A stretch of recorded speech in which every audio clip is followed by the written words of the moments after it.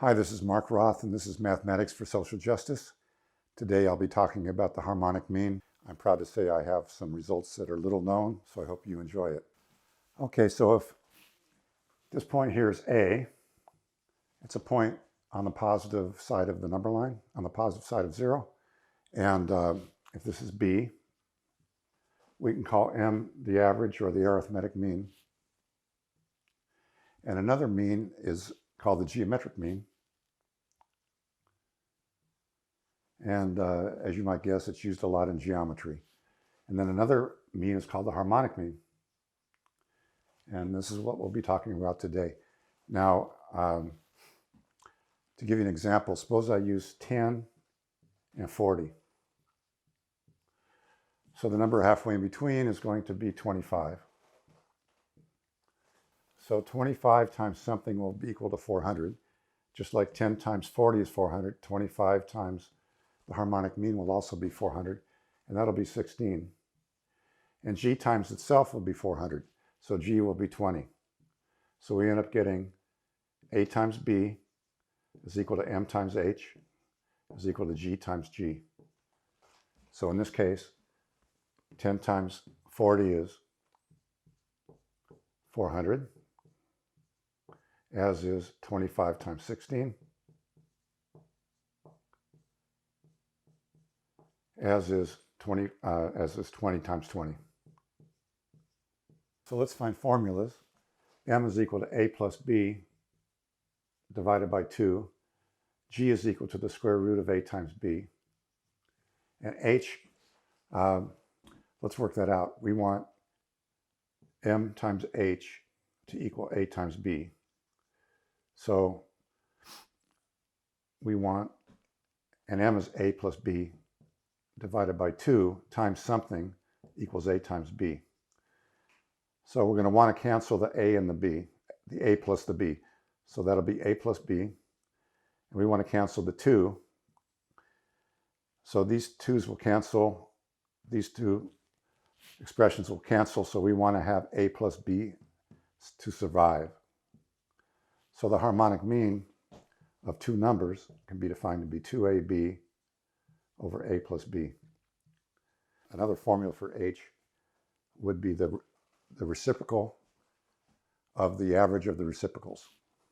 So, so this would be the reciprocal of a and the reciprocal of b, and this would be their average.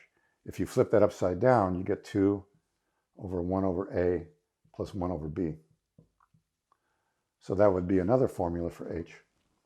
And today I'm going to introduce a third formula, but not till later in the video. I was introduced to the harmonic mean by Alfred Posa-Mentir, reading one of his books, and I thought it was a cool concept because suppose you're taking a trip and you're driving up a hill, and then you're coming back down the hill, and suppose you drive up slower than you come down. Well, the average speed is not the simple average. When the distances are the same, it's actually the harmonic mean that gives you the average speed, not the arithmetic mean. So it's not a plus b divided by 2. It's 2 times a plus b divided by the quantity a plus b, which is the harmonic mean. So I want to derive that. So suppose we have a distance d, and we're going to go up a hill, say, with distance d, and down a hill at distance d. But the speeds are going to be different going up and going down. So we also have two rates. Let's say v is the speed going up and w is the speed going down. Now usually when I do a distance rate time problem, I usually just start with this formula. Distance is equal to rate times time. And then from there I can divide both sides by r and get time is equal to distance divided by rate. So if I want the average speed, I want the total distance divided by the total time. So the total distance is going to be 2d, because d is going up the hill, and then going down the hill, it's 2d. And the total time is going to be, using this formula, we're going to have the distance divided by the first rate plus the distance divided by the second rate. Now, we can factor out a d and then cancel. So we can cancel all these d's. and we end up getting 2 over 1 plus v plus 1 plus w. In a previous video, I had talked about using a method I call the zip, zip, zip method when you add two fractions. And it's just zip, zip, zip. Each zip is a multiplication. So 1 times w is w, and v times 1 is v, and v times w is vw. And all that underneath 2. So now I can times by vw, top and bottom, and cancel. So I end up with 2vw over v plus w. The interesting thing here is you don't see d. So it doesn't matter how tall the hill is. If you're going up the hill, down the hill, if you have a certain speed v going up and a certain speed w coming down, your average speed is going to be 2vw divided by v plus w, irregardless of how big d was. So that to me was a charming result. And I thank Alfred Posse-Mentir for teaching me that result. So there's another result that has a lot of charm that's very well known. Suppose you have some flat ground and you have a post sticking out of the ground straight up. So it's perpendicular to the ground, and you have a second post that's sticking straight up. And suppose there's a wire that's stretched tight from the top of one post to the bottom of the other, and vice versa. So it turns out this height is going to be half the harmonic mean of A and B, the heights of the two posts. So this won't be 2AB, it'll be AB divided by A plus B. If you wanted to get the 2 involved, you'd have to draw this line, and then this total height would be 2AB over A plus B. So we're going to prove this with analytic geometry. So I turn the drawing on its side. So this is one post of length A, and this is another post of length B. The distance between the two posts is r. So I labeled each point with coordinates. This is the point 0, 0, the origin, the point A, comma 0, the point 0, comma r, and the point B, comma r. And again, this is length B, and this is length A, and we're trying to find this crossing distance. One way to do that is with analytic geometry. So now we're going to find the equation of each line. So this line, its rise is r and its run is b. So it's y equals r over b x. And its y-intercept is 0, so I can ignore that. The equation of the other line, I'm going to have a negative slope. I'm going to be dropping r and going to the right a. So the slope is negative r over a.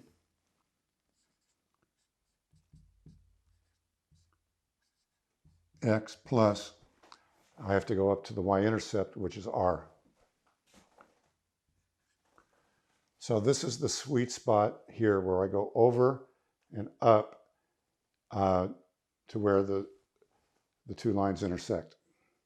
So to find this sweet spot, I have to let this output equal this output and solve for x.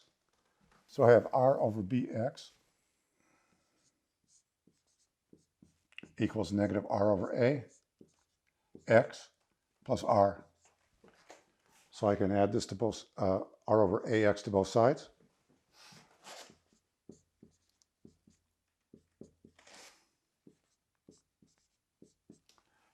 And this cancels. I end up getting r over a, x plus r over bx equals r. Now I can factor out an x.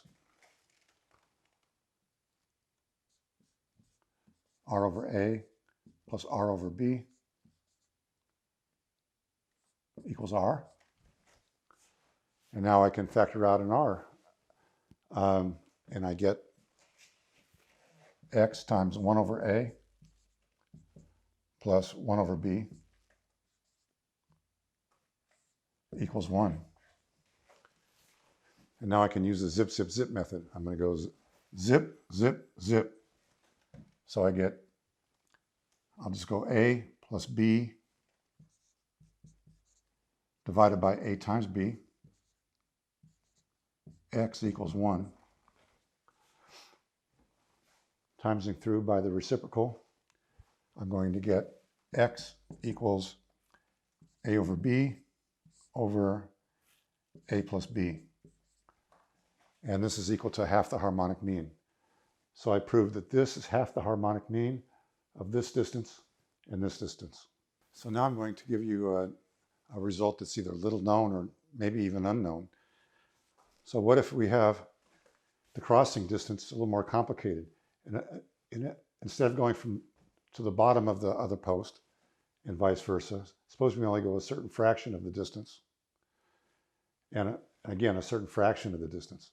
So if this distance is r, this distance is alpha times r, or alpha is a fraction of r. And when we go this other direction, this distance is only beta r instead of being the whole r. How do we calculate the height? Well, rather than going through the whole derivation, it's similar to the previous derivation, I'll just give you the result. So the height, which we can call h, is equal to a times b times alpha plus beta minus 1 divided by a beta plus b alpha. So again, if this distance is r, alpha r tells you the fraction of r that you go over. You don't go over the entire r, only a fraction of r. And when you come back, you only go back a fraction of r. So beta r. Now the formula still works if beta is greater than 1, or if alpha is greater than 1. So this turns out to be a very useful formula, and it seems to be very little known. Okay, so previously in this video, we talked about two formulas for the harmonic mean of two numbers. So one formula was 2ab over a plus b. That's the harmonic mean of a and b. And a second formula was the reciprocal of the average of the reciprocals. So it was 2 over 1 over a plus 1 over b. So now I'm going to try to introduce a third result. It's equal to a plus a times b minus a over b plus a. And it's going to take me a while to motivate this. We're going to use weighted averages.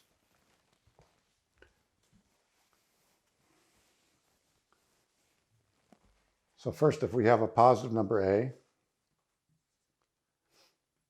and a positive number b, the number in the middle is m, but it's also a plus b divided by 2. Now, I'm not sure how many teachers actually derived this. I believe it was just told to me in school, and no teacher showed me why it was true. It's easy for me to see that it's actually equal to a plus b minus a divided by 2. Because if we go from here to here, this distance is b minus a.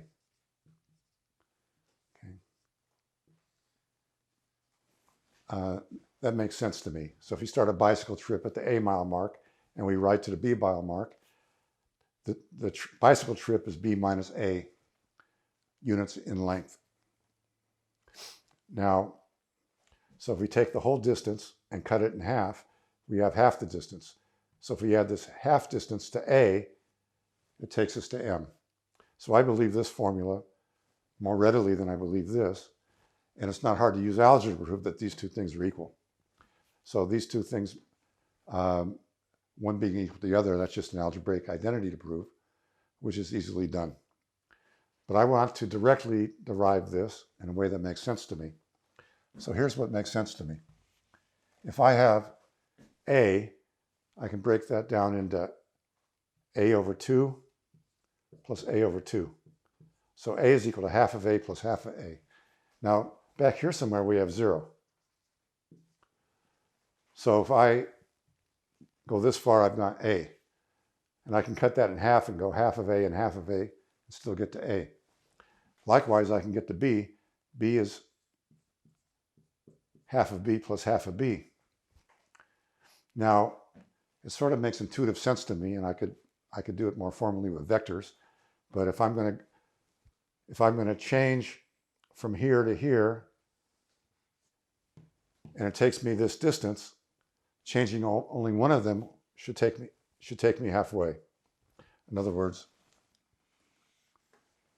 if I change to a over 2 plus b over 2, it should take me halfway from here to here. So changing a over 2 plus a over 2 to b over 2 plus b over 2 takes me this distance. Changing only one of these two things should take me halfway. And then I can simply add, because I have common denominators, and get a plus b divided by 2. So that gives me a believable way to derive this result. Okay, so if we have a and we have b, what happens when we go this far? Well, we can break a into a over 3 plus a over 3 plus a over 3. And we can change b to b over 3 plus b over 3 plus b over 3. So when we go from here to here, we're changing these three things to these three things. Suppose we only change one of them. Suppose we have a over 3 plus a over 3 plus b over 3. Well, changing one of them takes you a third of the way over. So I can write that as 2a plus b over 3. And that makes sense to me. So this is 2a plus b over 3. And similarly, this would be a plus 2b over 3. And these guys are called weighted averages.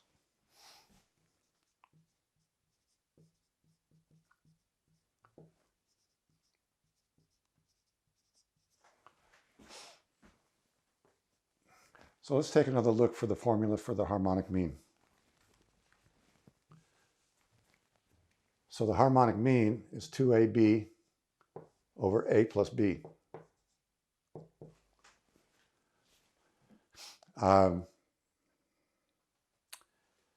If we look at it, take a good long look at it, it looks like it's ABs plus BAs over A plus B. And that's starting to look like a weighted average to me. So for example, if you want to find the harmonic mean of 2 and 5, right? It would be 2 5s plus 5 2s divided by 5 plus 2. So we could actually find the harmonic mean easily on the number line. So what I'm suggesting is, suppose you have 1 and 3. Break 1 and 3 into 1 plus 3 spaces. And then go over 1. Whatever this number is, you go over 1. And that'll be the harmonic mean. So let's check that out. So to calculate this distance, we go b minus a, which takes you from the 1 mile mark to the 3 mile mark. So the distance of this segment divided by b plus a, the number of spaces. And b minus a over b plus a would be 3 minus 1 over 3 plus 1, which would be 2 over 4, which is 1/2. So each space is 1/2, which makes this 1.5, 2, and 2.5. So if we calculate m times h, it'll be 2 times 1.5 which is 3, and A times B, 1 times 3 is also 3. So we have MH equals A times B. So for this example here, we have 2 and 5. So I broke this into 2 plus 5 spaces. And then you just go over 2, and that's the harmonic mean. And we could also go the other direction. We could start here and go 5 spaces. So you see 2, go 2 spaces, or you see 5, go 5 spaces back, and you come to the harmonic mean. Now, I haven't seen this formula on the internet. So this formula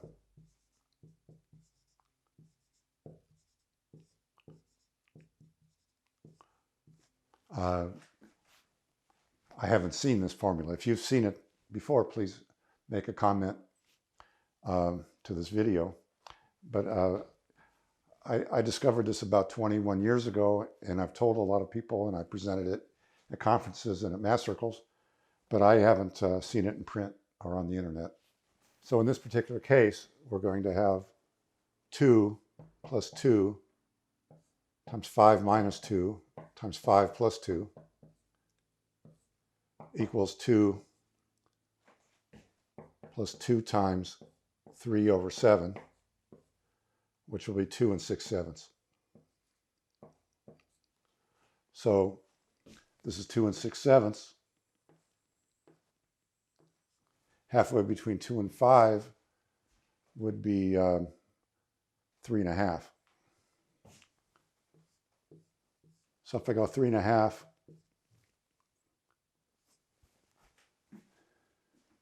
times 2 and 6/7, I should get 10. So let's do that, make sure I'm right. So that's 1420 over 7 times 6 over 2, 7 over 2. The 7's cancel, and 20 divided by 2 is indeed 10. So verifies that H is indeed 2 and 6/7. So a problem which you might like to try is, suppose this is 2 and this is 6. Okay, halfway between 2 and 6 is 4, and H would be 3, because 4 times 3 equals 2 times 6.